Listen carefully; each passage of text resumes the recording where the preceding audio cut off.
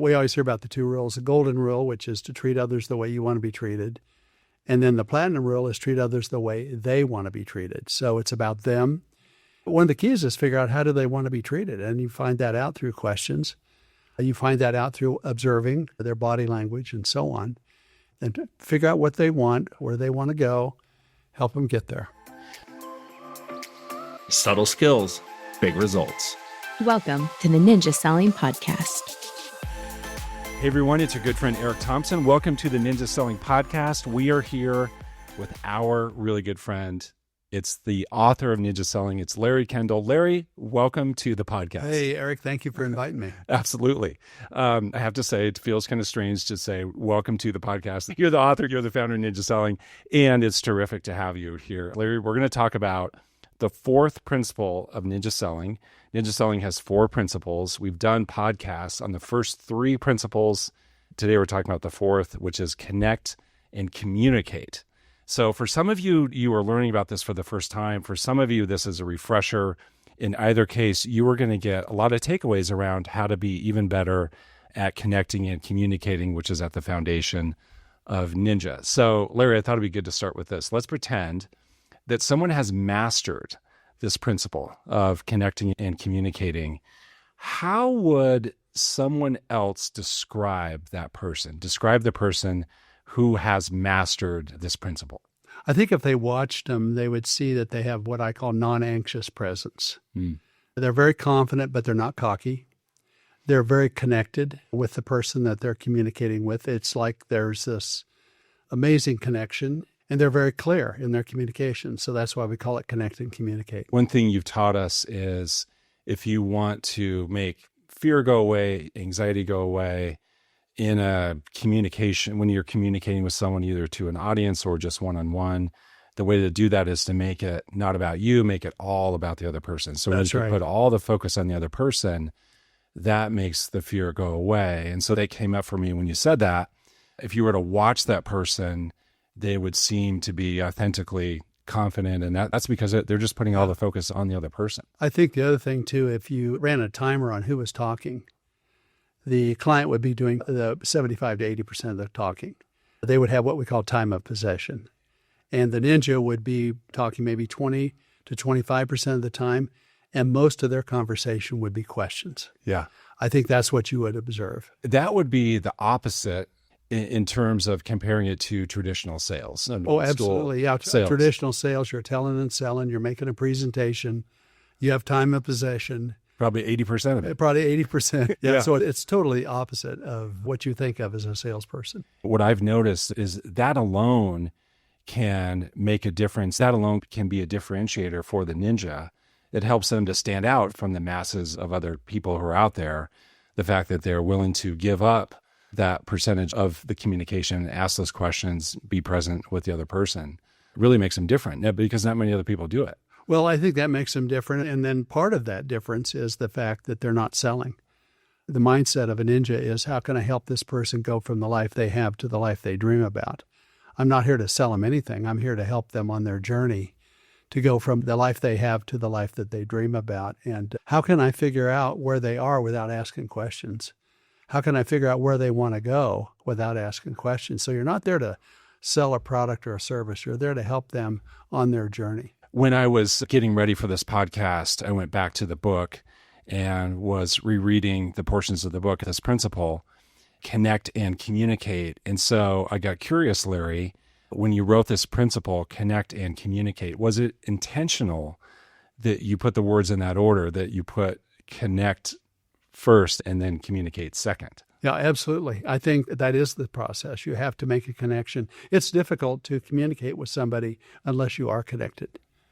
Right. You know, and we've all seen, maybe in the movies, the classic salesperson that's talking real fast, waving their arms and everything, and there stands the client or the customer, totally unconnected, looking for an escape route. Yeah, eyes glazed over and wishing it would end. And how can I get out of here? Yeah, how can I get out of here? Yeah. So connection comes first, and then the connect, then communicate. And that's different than the old school selling where you're taught in old school methods, you're just going to communicate, just push. Right. Tell. Yeah, close. Close. But we have to connect first. Yep. Okay, so related to that, Larry, tell us about the platinum rule. For some, they're learning it for the first time. For some, it's a great refresher. But what is the platinum rule? We always hear about the two rules: the golden rule, which is to treat others the way you want to be treated, and then the platinum rule is treat others the way they want to be treated. So it's about them. One of the keys is figure out how do they want to be treated, and you find that out through questions. You find that out through observing their body language and so on, and figure out what they want, where they at, where they want to go, help them get there. Larry, what are some things that you do to quickly determine what's going to work best for someone else's communication style? You're in flow with a lot of people on a weekly basis. And I'm thinking also about when I watch people during an installation, for instance, come up to you and ask you questions on a break or afterwards, and you're really good about communicating and matching the style of that person. What are the things that you're looking for to determine the best ways to communicate to them? Sure. Well, take an example. If somebody comes up to you or you go up to them, either way, let them close the distance. People have a certain distance between another human that they're comfortable with. And so don't walk up and get too close to them. Let them close the distance, number one. They'll feel more comfortable. If you close the distance and they're not comfortable with it, they're going to non-consciously be afraid of you. So that's just a small thing. I think listen to their speech pattern. If do they have a sense of urgency about them? Do they tend to talk a little bit faster? That'll give you an idea of their personality. They're probably maybe a power type personality. Are they slower? What's interesting, if when we ask the ninja question in the buyer process on a scale of 1 to 10, where do you think you are in this process? A 1 would be you're just getting started looking for a home, and a 10 would be that you'd like to find a home today. And what if they say, well, we're probably a 6.5? Okay. Yeah. That would tell you they're an analytical type person. We call them a perfection person. So if they keep using the words like safe, comfortable, they're probably a peace person. Yeah. If they joke around, they're laughing all the time, they're a very happy person, they're probably a party person. So you have to figure out their personality, and then you match that. You treat them the way they want to be treated. Yeah. Got it. So it really comes down to just paying attention. And you can pay attention when you're asking the questions. They have 80% Right. time of possession. If you're talking, it's difficult to be able to read them. Yeah. Yeah. It's hard to pay attention while you're talking. Yeah, exactly. Yeah. So related to this, Larry, in the book, it's interesting. You use the word fit, and you say that it's important that we have our communication style fit the other person's style. So tell us more about that concept of fitting their style. You want to get into what psychologists call rapport. We call it fit, call it rapport. Connection is another term to use, but you want that fit, that rapport, that connection. And there are several things that it helps if you will match that. So, for example, match their personality. Yeah. Match if they talk fairly fast, you may need to speed it up. If they talk slower, you may need to slow it down. Try to identify their learning modality, which is, there's one of 3, visual, auditory, or kinesthetic. Visual people use a lot of visual words, like I see what you mean, real clear on that. Auditory would be, that sounds good to me. Yeah, I hear what you're saying. Kinesthetic is feelings. They say, yeah, that feels right to me. That feels comfortable to me. Match their learning style, match their body language. So if you're sitting at a table and they're sitting back kind of relaxed, you sit back and relax. If they all at once lean forward, become erect, you lean forward and become erect. And so a lot of this is happening at the non-conscious level as well as the conscious level. Yeah. And what you're trying to do is get in sync with them, find a fit with them, or rapport with them. Yeah. One thing you teach is that you're in sync or in sync, S-I-N. Okay, so if you're not in sync, then you might be sinking in that conversation. You're S-I-N-K or S-Y-N-C. Right. So you want to be... I found the 3 learning modalities to really be an easy win in communicating. And when you figure out someone else's style, being able to really satisfy that style. So if you know that someone is highly visual, making sure you have something to show them and give them. You are visual. I've learned that about you. So if you and I are working on something together and I want to help bring clarity to you, I want to convey a point, it's important that I'm going to use more than just words. Right. I need to show it to you. I'm kinesthetic. it's really important for me for people to give me things to hold on to. So, if I'm in a meeting and they're not giving me the handout or giving me the thing, it can make me anxious. So we recommend that you hit on all three. Hit on all three. So show them something. Showing's better than telling. Let them hold on to it, kinesthetic, and then talk about it. So many salespeople just want to talk. Yeah. And they're only hitting on that one style, which is only about 15% of the population, as that's their primary learning modality. We always say, make sure you're communicating on all three at the same time. Show it to them, let them hold on to it, and then talk about it. I think a takeaway for everyone right now is to think about anyone on your hot or warm list. And maybe you've been saying to yourself, gosh, I don't know if I'm really connecting with them. I don't know if I'm really able to communicate with them effectively. It might be because of the learning modalities. Maybe you are only using words and not using visuals, not handing them something. So think about that as an easy win. Absolutely. Yeah. It's easy to do. Yeah. Also easy not to do. Just have to pay attention. Right. And the cues, again, are the words. What are the words that they use? So right. I see what you're saying, visual. I hear what you're saying, auditory, that feels right, kinesthetic. Right. Yep. You got it. So at the core of Ninja are questions and being great at asking questions and having the questions to ask. One thing that people get in the installation is, I think of it as a toolbox of questions. And it's not just tools in the toolbox in a random order. You get questions that go in order. You get a sequence of questions that work because of the sequence that they're in. And so let's start with this, Larry. Why is asking better than telling? Well, asking is better than telling for a couple of reasons. Number one, it's how you discover pain and pleasure.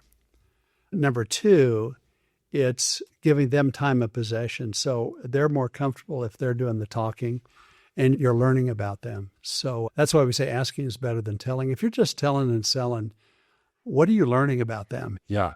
I think it matters who says it. Yes. So can you help us with that connection? So asking is better than telling. It also matters who says it.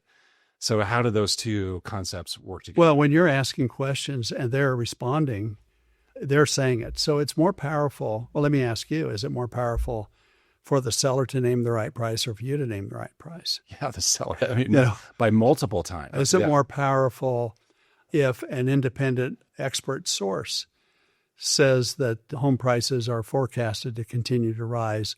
Or is it more powerful if you say, well, I think that home prices are continuing to rise? Yeah. It matters really who says it. I always think the client needs to say it if possible, or a reliable, credible source. And we were also tempted to just espouse our opinion. And it's great. We all have our opinions and they're good opinions. And it doesn't really connect like citing an expert. And it also shows that you have taken the time to do the research. Right. And that you're a trusted advisor.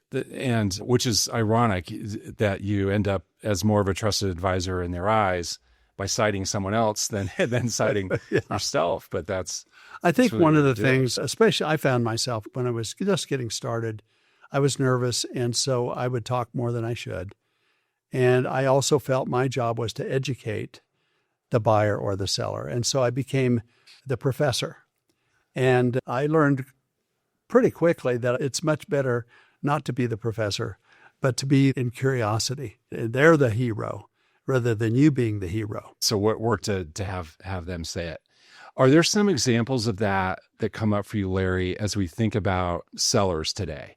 And you've been doing a lot of work with us meaning the whole Ninja Nation on pricing, seller dialogue, seller expectations, and really helping ninjas to take a comment, a phrase, something that they would tell a client and help them to turn that into a question. So are there any examples that come up for you as it relates to that, where we might be tempted to tell a seller something, but you've been able to turn that into a question? Well, I think one of the classic questions we're getting from sellers right now, if you're listing a house, they might say, if they don't like the looks of the market, they might say, well, I'd like to start higher. I can always come down. We hear that one quite a bit. And then rather than jumping into a debate with them and arguing about whether that's a good idea, I just ask the question, well, let me ask you this. Which scenario would cause you more pain, if you left money on the table or if the home didn't sell. Okay? Yeah. That would be an example. Yeah. Yeah. And again, we're so tempted in that moment to go right into debate mode. Yeah. Well, you don't want to do that, and this Right. for this or that reason, and let me tell you this story. And Right. the only thing you get back from the client in that situation is resistance. Yeah. Yeah. When you can flip it around and say, Yeah. let me ask you this. One of our favorite questions, and it's in the seller process, is, are you willing to list your home at fair market value? Now think about the power of that question, because it's pretty hard for somebody to say, no, I'm not willing to list at fair market value. In fact, very seldom will they say that. They'll usually say, well, what's fair market value? Or that would depend upon what fair market value is. But all at once you've set the ground rules that the market, your home is going to sell not for what we price it at.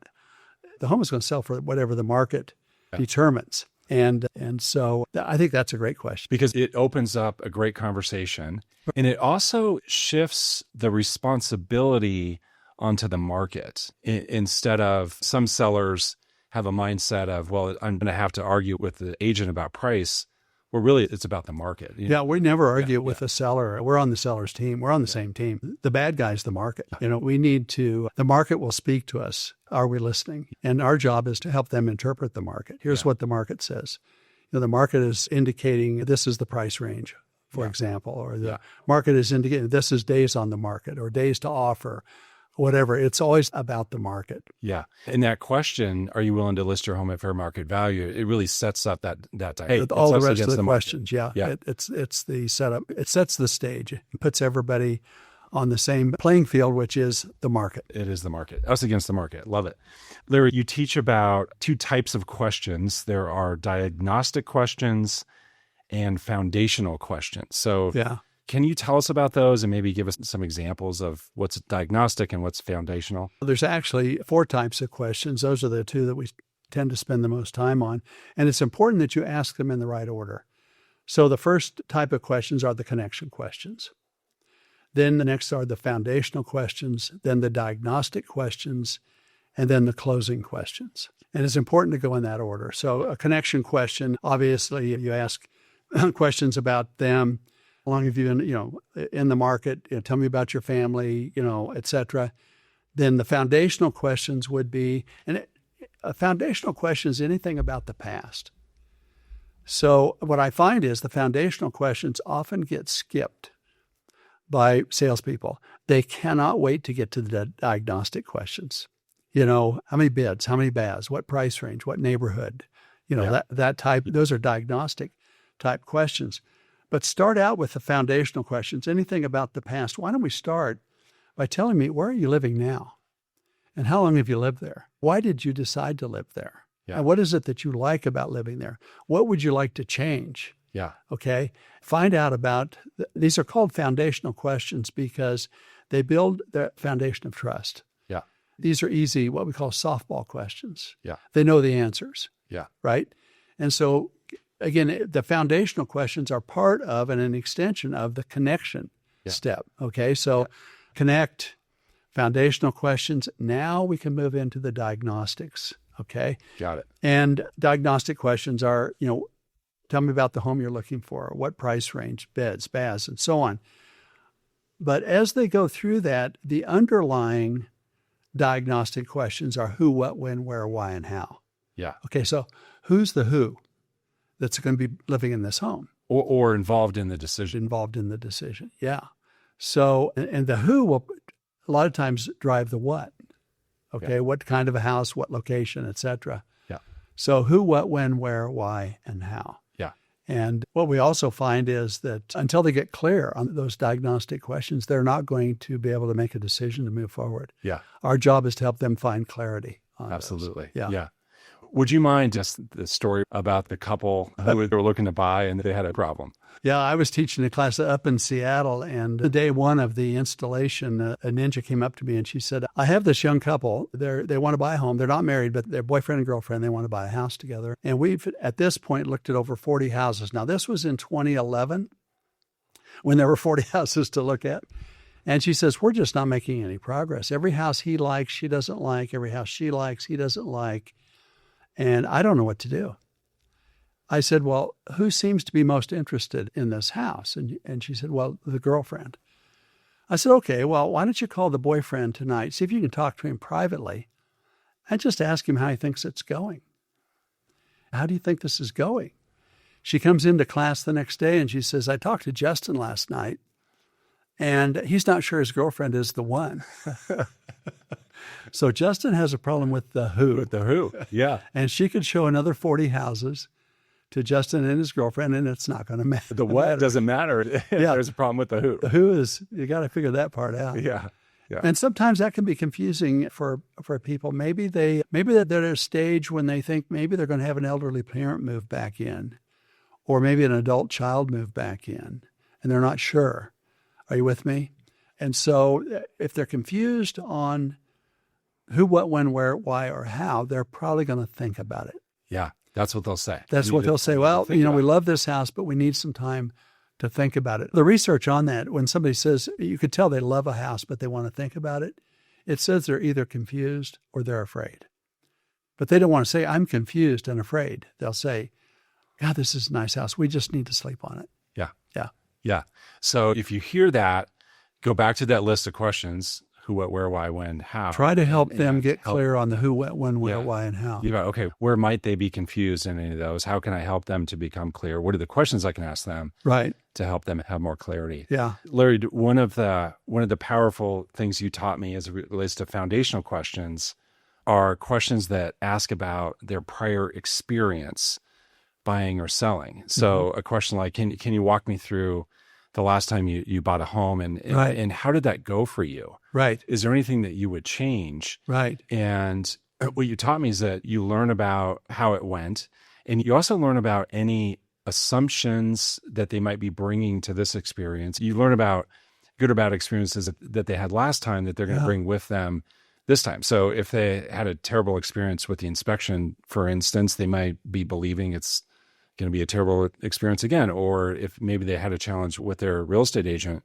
before. And so to be able to get those things on the table are very important, even before you get to those diagnostic questions, to your point. Yeah. Yeah. The foundational questions are the key. And you do find their experience level.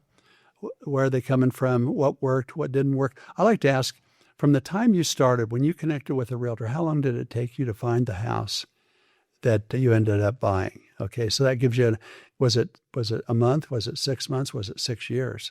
Yeah. That gives you an idea. I remember one time this couple, they wanted to build a new home. And I said, have you ever built a new home before? Yeah, we have. And I said, well, tell me, how did that go? And they said, we had to sue the builder. And I said, tell me more about that. And they went through that. And I said, have you ever sued a builder before? And they go, yeah, on the house before that, we sued that builder. We were representing a builder, and I wasn't sure that I wanted to connect them with our builder, you know? Yeah, and without asking those questions. Yeah.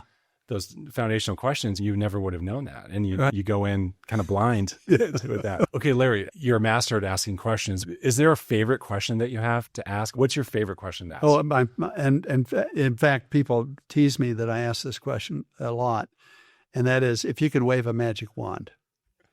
The psychology is that people are more comfortable answering a question if they feel like it's pretend, if it doesn't matter. It's not a test question where if there's a right or wrong answer. So if you say, just for fun, give me an idea, if you could wave a magic wand and have this transaction go just the way you want, tell me what that would be. And they'll just open up and tell you, if you could live anywhere, if you could wave a magic wand and live anywhere, where's your dream home? We always talk about FORD, family, occupation, recreation, and dreams, the 4 core values of most humans, right? Do we know their dream home? We should. It may not be the home they're buying right now, but it would be the dream home, at some point in their life. I would like to live in that kind of a home or that neighborhood or whatever. Yeah. So, very powerful question. If you could wave a magic wand. If you could wave a magic wand. I always watch when that question is asked, the other person smiles. They smile, they look up a little bit, and if they're standing next to their spouse or partner, they'll look at each other. And so it always elicits this really positive fun. A couple hours ago, I was on a Zoom call with one of the national brands for their annual conference. I'm going to be one of their keynote speakers. And so the people in charge of the conference were handling the logistics and all of that. And they said, Larry, do you have any other questions? And there were two of them. And they're both, interestingly, they're both have been through ninja training. And I said, yeah, if you could wave a magic wand, and when people walk out of this, there'll be about 1,000 people in the room. When they walk out, how do you want them to feel? If you could wave a magic wand, have them feel a certain way, what would that be? Well, first of all, they both broke out and started laughing and said, we wondered if we could get through this interview without you asking that question. And they each talked about, what were the teaching points? What were the takeaways? What was the energy they wanted coming out of there? And it brings so much clarity, and it can bring it quickly, like you said, because you're just pretending. Right. So it's safe. It's safe. It's a safe question. There's no risk. Right. There's no downside. We're just waving our magic wand. Yeah. We're just pretending. So then people will just come right out and share, and then now you have something to work with. Yeah, exactly. Yeah. Okay, Larry, we're recording this in the dining room of your home. So I think it's only appropriate that you tell the story of your home as it relates to the magic wand question. Is that okay? And for our ninjas that are listening to this, you may remember this from the Ninja Selling book because the story's in the book. But so Pat, my wife, and I, it was in June. We had just been out on a bike ride together, and we'd come home and we were sitting on our deck having brunch. It was a beautiful Colorado day, blue sky. The flowers were perfect. And Pat makes the comment. She says, I just love this house. And my internal dialogue, I said to myself, She said she loved this house. And I acknowledged her. I said, honey, I love this house too. She says, well, no, I really love this house. And I'm saying to myself, she said it twice. And I'm thinking, our son is graduating here in another week. We'll be empty nesters. This is a great empty nester house. It's got the right floor plan and so on. We've lived here 23 years. She loves this house. She wants to stay. But I'm not sure, I better probe a little deeper. And so I said, well, Pat, are you thinking then that this is really our forever home? And she says, well, I wouldn't go that far. She says, I think we probably have one more home in us. I said, well, where would that be? And she says, oh, I don't know. She didn't seem too interested. And I said, well, if you could wave your magic wand and live anywhere, where would that be? And she thought about it for a minute. She says, well, it would definitely be in Fort Collins, Colorado, because our family's here, our rentals here, our friends are here. It would be in the Warren Lake area. I said, well, we live in the Warren Lake area. We lived here for 23 years. She says, yeah, but if I could live anywhere, I'd like to live on the lake. We live 2 blocks off. And I said, okay, I got it. Fort Collins, Warren Lake area, on the lake. Where on the lake? And now she's into it. She says, well, I'd like to live on the east side of the lake so I can look across the water to the west and see the mountains. And I said, well, that's Harbor Walk Lane. There's only 14 houses on that street. Which house? I'll never forget this. She slid her chair back from the table and stood up and says, let's go look. And I said, sit back down. There's no houses for sale over there. This is 2 minutes after her saying, oh, I know. Now I love this house. Now when she's in it and into it. And I said, well, tomorrow morning, we run around the lake every morning. It's 2.7 miles around. And I said, we'll take a look tomorrow. And she said, okay. So we're running around the lake and she's looking at the houses and kind of deciding which ones she likes. None of them are for sale. And about 2-3 months later, one of our realtors at our company, Bobby Cook, calls and says, I'm listing a house on Harbor Walk Lane. And I thought of you guys. And we must have been on her warm list because we've just become empty nesters. We lived in our house for 23 years. Yeah. She called me. I didn't find the house. And I said, let's go look. And we live in that house now. And what's interesting, I was getting ready to do a ninja sales meeting online. It was an online class. And we were sitting on our deck in our outdoor room. We just had dinner. We're looking across the water at the mountains. The sun was setting. It was a beautiful night. And Pat made the comment to me. She says, I am sure glad you asked me to wave my magic wand. I don't know what would have happened if I hadn't asked that question. Yeah. We might still be living in our house over there in Warren Shores on the other side of the lake. Right. And to think about all the memories you've had here. And, oh, yeah. Yeah. It's really special. Special house, special story. Thank you. So wave your magic wand is the takeaway, and ask that question. Yeah. Ask that question. It's a door opener, a conversation starter. Absolutely. Okay, Larry, thank you. My honor. Thank you for being here. Thank you for everything you do for us And we're so grateful. And we're so grateful to everyone for listening and being so engaged with the podcast. We appreciate it. As always, we look forward to seeing you on the next podcast. Take care. If you enjoyed this episode, visit us at theninjasellingpodcast.com to learn more about ninja selling classes and coaching to get you started or further your journey on the ninja path. Thank you for joining us. Now go have an incredible day.